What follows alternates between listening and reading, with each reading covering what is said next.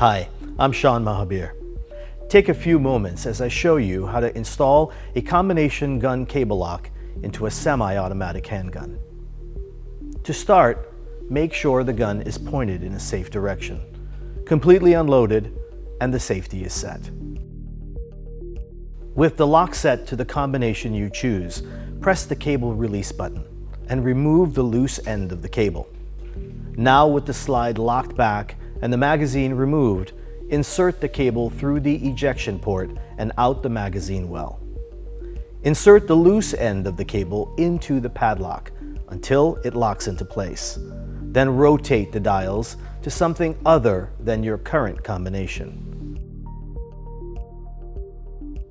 Store your locked firearm in a secure location, away from ammunition, children, or unauthorized adults.